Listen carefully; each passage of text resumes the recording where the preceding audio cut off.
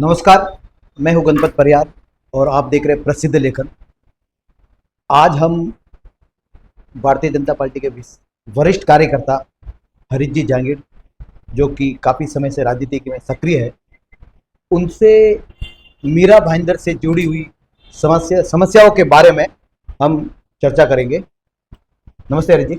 हरीश जी, इस वक्त मीरा भाईंदर में सबसे बड़ी जो समस्या है वो समस्या है रोड के ऊपर पड़े हुए खड्डे। अभी आप देखेंगे कि हर साल ये खड्डे सेम कंडीशन में गिरते हैं। सरकार रोड बनाती है, कुछ टाइम बारिश आता है, सेम खड्डे हो जाते हैं। क्या इसका कोई स्थायी उपाय है, ये हम आपसे जानना चाहेंगे। हाँ, कोई भी समस्या का स्थायी समाधान हो सकता है, पर जब तक उस समस्या का स्थायी समाधान करने के लिए कदम नहीं उठाए जाए तब तक समाधान होता नहीं है। मैं अक्सर देखता हूँ कि जब बरसात आती है तो उस क्षेत्र के नेता छाता लेके निकलते हैं। मैं अक्सर देखता हूँ जब खड्डे हो जाते हैं तो उस क्षेत्र के नेता गड्ढे, नगर पालिका गड्ढे भरती है, ये काम नगर पालिका का है, वो अपने आप करती भी है, तो उसके साथ में रह के फ़ोटो खिंचाते हैं। तो ये एक देश का दुर्भाग्य है। कहीं न कहीं वो जो एक विज़न लेके जो लीडरशिप क्वालिटी होनी चाहिए, वो कहीं न कहीं नीचे के स्तर में मुझे लगता है कमी है। अभी राज्य सरकार की ओर से जो एक बड़ा फंड मीरा भाईंदर को मिला, और अब आप देखोगे कि हर सड़कें जो है कंक्रीट हो रही है, तो ये समस्या आगे जाके कम होगी।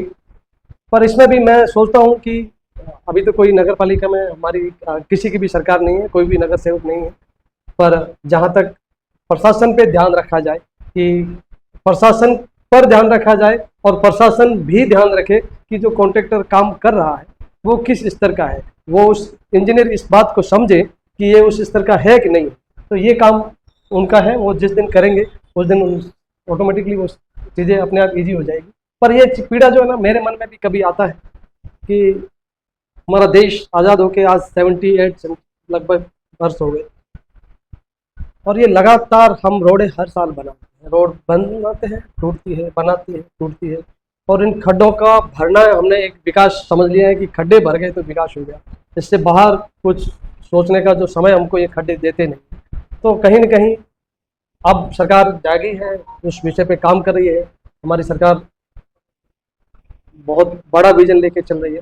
तो यदि उस सरकार का योजना का इम्प्लीमेंट ये प्रशासन अच्छे से कर दे तो भारत बहुत आगे चला जाएगा। ये खड्डों से हमको छुटकारा मिल जाएगा, कोई काम बचेगा ही नहीं। मैं एक क्षेत्र में गया, मैं उनका प्रचार प्रसार तो मैं क्या करूं, पर मेरे जमीनी लोग मेरे साथ, मेरे को बोला गया कि आप करो।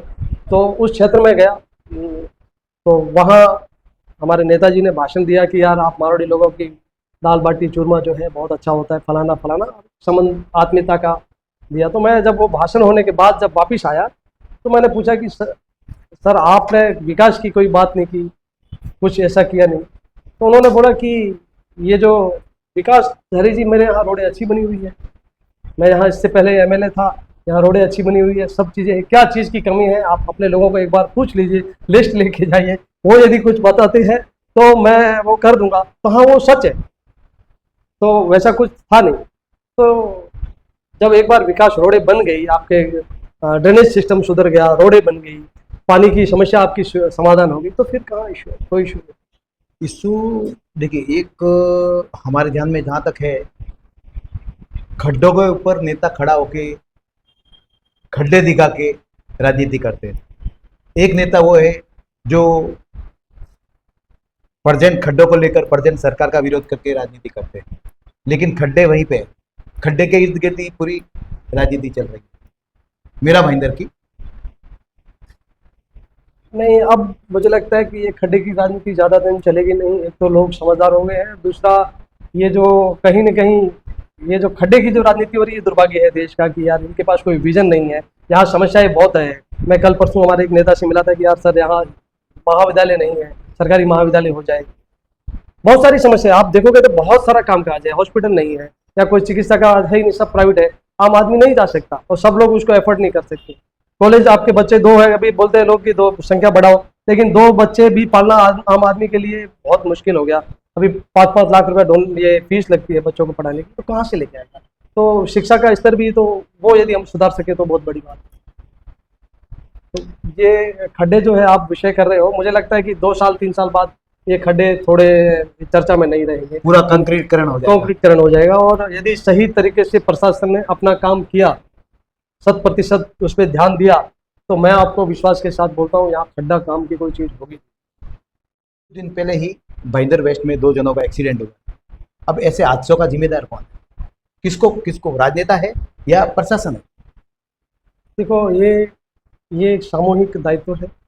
जनता टैक्स देती है ताकि उनका सफ़र आसान हो, पर अब ये खड्डे देखते हैं, मुझे कई लोग बोलते भी हैं, कई लोग मुझे ताना मारते हैं कि अब आपको भी ये खड्डों में कहीं कमाई तो दिखनी नहीं लग गई, या बहुत सारे ऐसा टॉन्ट करते हैं कि ऑफ रोड डैशिंग है, इसका आनंद लीजिए। बिल्कुल, ये लोग बोलेंगे क्योंकि आप जनता के बीच में काम कर रहे हैं, आप जनता के बीच में ये जाएंगे तो आपको उन सवालों का जवाब देना ही पड़ेगा। ये नहीं, हम देखो सब जिम्मेदार है, मैं आपको बता रहा हूँ कि प्रशासन जिम्मेदार है। कहीं ना कहीं हम इस बात से डिनाई नहीं कर सकते कि वो उस व्यक्ति तक, उस क्वालिटी तक, उस कॉन्ट्रैक्टर की आखिर मतलब वो जो क्वालिटी चेक करता है, इंजीनियर तक, वो जो दबाव, हर व्यक्ति सही तरीके से काम कराना में कहीं ना कहीं चूक है। उस चूक को दूर करने का काम करना पड़ेगा, प्रशासन में सुधार करना पड़ेगा, वहाँ कड़क कुछ निर्णय लेने होंगे। तो ये चीज़ें मुझे लगता है कि धीरे धीरे आगे जाके सुधार होगा। अब आप विषय, मुझे नहीं पता कि ये विषय इंटरव्यू में बोलना चाहिए कि नहीं बोलना चाहिए, पर ये किस स्तर के लोग जो इंजीनियर हैं वो काम करते हैं। मेरे यहाँ से एक बाहर आप जाएंगे तो एक नाला चलता है मेरे ऑफिस के बाहर से, और ये लंबा जाता है आगे तक। तो यहाँ कुछ दिन पहले एक डंपर चलते हुए एक उस गिर गया, ढक्कन टूट गया, अंदर गिर गया, बाजू की गाड़ी टूट गई, बाइक अंदर फंस गई थी, वो भी बहुत सारा एक्सीडेंट। तो हमने एक लेटर दिया कि ये जो ढक्कन है अभी कमज़ोर हो चुके हैं, आगे दूसरा कोई एक्सीडेंट नहीं हो, तो आप कुछ ऐसी सुविधा कर दें कि ये ढक्कन बदल हो जाए। तो नगर पालिका ने भी सुना, हमारे नेताओं के माध्यम से हमारी बात वहाँ पहुँचाई, तो वो काम शुरू किया गया। अब मेरा एक पहले भी अनुभव है कि सब ढक्कनों के बीच में वो ढक्कन दूर से बनाते हैं और उधर रख देते हैं, बीच में वो माप बनता नहीं और गैप रह जाता है। गैप में हम चलते हुए, स्कूटर है, साइकिल है, या किसी का पाँव भी एक बार गया था, तो मुझे मेरा जीव ये हो रहा है, मैंने उस पाँव को निकाला था, उम्र वाला आदमी, वो पूरी चमड़ी छिल गई वो। तो कहीं ना कहीं वो बात की पीड़ा हर के अंदर है, मेरे अंदर भी है। तो मैंने उस इंजीनियर साहब को बोला कि साहब आप एक काम करिए कि 4 ढक्कन है, तो 3 ढक्कन जो आप पहले बना लीजिए, चौथा ढक्कन का नाप ले लीजिए, आपको परफेक्ट नाप मिल जाएगा और फिर आप बना कर दे दीजिए। तो बोला ठीक है साहब, हो साहब मैं करता हूँ। तो 3 ढक्कन उन्होंने बनाए। अब चौथा ढक्कन आपको बाहर जाके यहाँ से इंटरव्यू लेके एक फोटो में उधर का भी आप डाल दीजिए कि चौथे ढक्कन में 1 फीट का गैप बना के, वो वैसा ही वो रीति के हिसाब से डालिए। अब वो उसके अंदर आदमी चला जाए वैसा गैप। तो कहीं ना कहीं जो प्रशासनिक सेवा जो दे रहे हैं लोग, वहाँ कमी रहती है। ऊपर सरकारें बहुत अच्छी योजनाएं लेके आ रही है, पर इम्प्लीमेंट होता कहाँ? जहाँ इम्प्लीमेंट होने में कहीं ना कहीं गड़बड़ रह जाती है। उसमें सुधार धीरे धीरे होगा, एकदम तो हो नहीं सकता, लेकिन जनता जागरूक होगी, हम सबको जागरूक होना पड़ेगा, तब जाके काम होगा। और ये जो छाता लेके निकलना या खड्डे बनने के फोटो लेना या झाड़ कटाते हुए नगर पालिका के लोगों के साथ में फोटो लेना, इस तरीके के नेतृत्व से बाहर जनता को आना पड़ेगा, नेताओं को आना पड़ेगा। नहीं, नेता तो बाहर हो ही जाएगा जब जनता वैसे नेतृत्व को स्वीकार नहीं करेगी। नेता तो बाय प्रोडक्ट है, जनता नहीं चाहेगी कि ये नेतृत्व नहीं चाहिए, और वो कहीं ना कहीं आपकी पीढ़ियों को धोखा दे रहे हैं।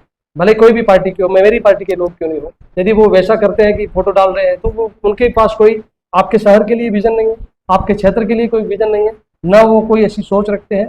तो अच्छे लोग आए राजनीति में भी, मैं आपके माध्यम से भी आह्वान करता हूँ, और इस शहर के बारे में सोचे, इस क्षेत्र के बारे में सोचे, वैसे लोग आएंगे तो स्वाभाविक है कि यहाँ सुधार होगा। और मीरा भाईंदर जैसा बहुत सुंदर प्यारा शहर है,